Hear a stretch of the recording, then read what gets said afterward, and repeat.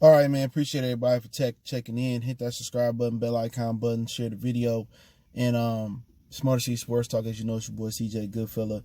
Matt, Patricia, Warren, Todd Johnson about training safely after seeing him pull that Jeep. But also we're going to talk about Mike Daniels, went on Sirius XM Satellite Radio and spoke on his time with the Detroit Lions. So let's get into that first, man. Hit that subscribe button, bell icon button, share the video. And Mike Daniels, he has some great things to say about the Lions, and he has some not so great things to say about his playing time, and said that he just didn't get the snaps. And Pro Football Focus said that he won more pass rushes than, anybody else. You know what I'm saying? I'm guessing in the league, but at the end of the day, like I tell you guys, people come in here and scream Pro Football Focus. That don't mean shit. Football is played, like football. Pro Football Focus is for dudes who do like fantasy, daily fantasy and stuff of that nature for nerds. It's trying to dumb down football to people who don't understand football, if that make any type of sense. But, he said he just didn't get the opportunities, and a lot of people thought he didn't get the opportunities. Me personally, I didn't think he get the opportunities because I thought he wasn't healthy. You know what I'm saying? And that's what I thought it was, but apparently he said that he don't know why he didn't get those opportunities. I know week one he played pretty much. He played some snaps versus the Cardinals, and maybe Patricia just didn't see it working for them. He was more of a 3 technique than Damon Harrison was. Because he's known for getting up the field and pass rushing. So does it surprise me that he comes out and say this? I mean, no. Anybody that don't get the playing time, and you see guys like Damon Harrison struggling, no Deshaun Hand, and you see another guys getting there not doing well, and knowing that, you should have got those opportunities and you didn't. I just don't understand. They paid him under $10 million to come here, and I know he had some foot injuries, some point in his last season, but apparently he didn't get the opportunities to be successful like he wanted to be successful. So, if he goes somewhere else, he still ain't picked up. Him and Harrison still ain't been picked up. He asked about going back to Green Bay. He said that that'll always be home. He open to doing that, but I know with the Lions wire, I think they said that Lions should think about bringing back Mike Daniels, but it just don't seem like Patricia believed in him. You know what I'm saying? And whatever he was and wasn't doing, I don't know. I don't sound like he was a disruption in the locker room, and I'll get to that in a second. But I always have my concerns about Matt Patricia football IQ. Like I said, when I seen he tried to get Richard Sherman and James Bradbury, 2 guys that's known to play in zone, and tried to put him in a man situation, I just have my reservations about how smart he is on the football end.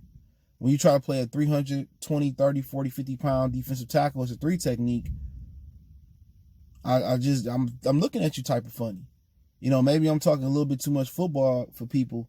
Basically, when you see basically, to me, that's like trying to play Muggsy Bowles at the 5, at the center position. You know what I'm saying? That's playing Jason Kidd at the center position. That's just how out of shape it is. But he went on and said that the locker room, the defensive side of the ball, it was one of the hardest working defenses he had been around. He said it was one of the more family-oriented defenses he had been around. He said the locker room was pretty fucking awesome.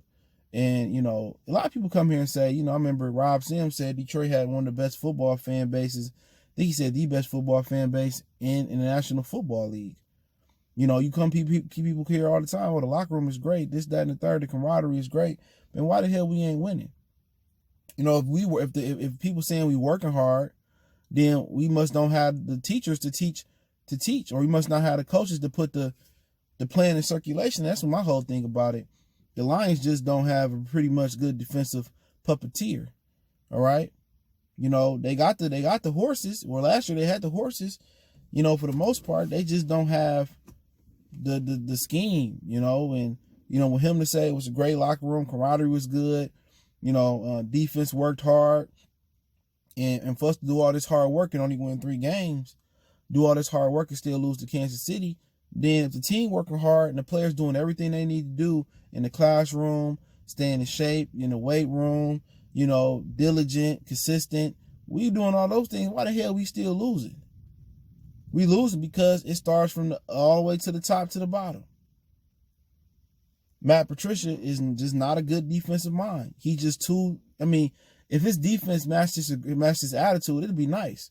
You would think with Patricia, with the faces and, the yelling and cussing people out and all the stories you hear, you think he'd be Jim Johnson out there. Rest in power to Jim Johnson. You think he'd be sending blitzes and being aggressive and taking chances, sending nickel blitzes, sending corner blitzes, sending middle linebacker blitzes.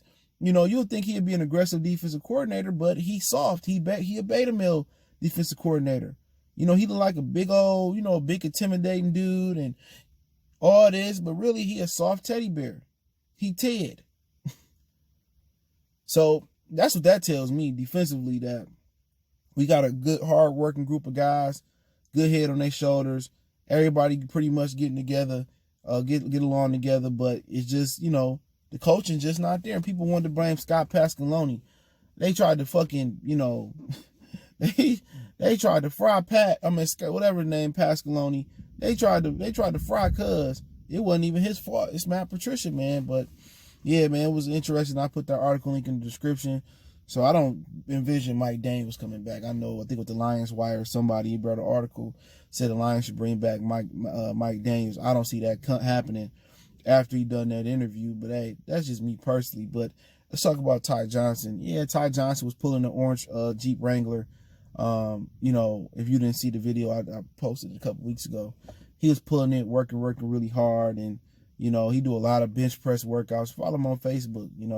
He stay in shape, man, and that's good. He ready, so he stay ready, so he ain't got to get ready. So that's the perfect thing about it, man. But Matt Patricia warned him about working safely, and I put that article from 97.1 ticket in there, and said that he was sure that he had somebody behind the car, even if he slipped and fell, where they were able to hit the brakes and all that type of stuff. But yeah, man, they was talking about Darius Leonard from the Colts. He went to South Carolina State, HBCU, and he would check in with his coaches to see if he working too hard or work safely and all that. And everybody should already know, man. A lot of these dudes been working out since they teenagers. You know what you're capable of. You know your body. Your coaches don't know your body like you know your body. You can simulate, running, jogging, lifting, but you can't simulate putting them pads on and hitting. And since they took, some of the padded practices away and the two days away, the players took that away to give money back to the owners, which was one of the dumbest fucking situations in the world. But you take the 2 days away and some of the padded practices away. This is why you have a lot of injuries early in the season and preseason, because, the pads harden the body. Hitting hardens the body. It prepares the body for war. It prepares the soft tissues. It prepares the fast twitch muscles. Nothing is going to get you in shape like hitting and, actually doing football activities. That's the sled, putting your pads on, hitting, lining up. If it's the alley, they probably took that away. Bully in the ring, they probably took that away around these times and days. So nothing prepares you like football activities for hardening your body. You can run, jog, you can come in shape. You can pass the motherfucking the conditioning tests, but football condition is a lot different. Every time we had to get back for football condition, it was always tough, no matter how in shape you was. Exchanging blows, hitting the sled, practicing, scrimmaging, all that's different. But once you get done that training camp part, the games become easier. And you don't have that many soft tissue muscle injuries, or you don't have those little nagging injuries as much. Your body's prepared for it. So a lot of guys can train their ass off, come in shape. It's going to benefit you, but nothing is going to get you in shape like football shape. But yeah, you kind of got to, watch it like that. So because Ty Johnson's going to easily hurt himself, and you got to rein the guy in because they're going to need him. Because if they want to get rid of Jamal Agnew, they're going to count on him to handle the kick and punt returns, or Huntley. And I think they believe more in him because he ain't a rookie. So he's going to have a big role in this offense. His speed, him, Huntley, Marvin Hall, and DeAndre Swift, they bring a speed aspect to the Detroit Lions. And they are four very important players for the Lions. So you can't really have them injured and stuff of that nature, because if you lose 2 or 3 of them, bro, the Lions offense is just very, very slow and it lacks explosion. So that's something to look at. But hey, with Mike Daniels, I don't count on Mike Daniels coming back, but he didn't burn the bridge where he can't come back.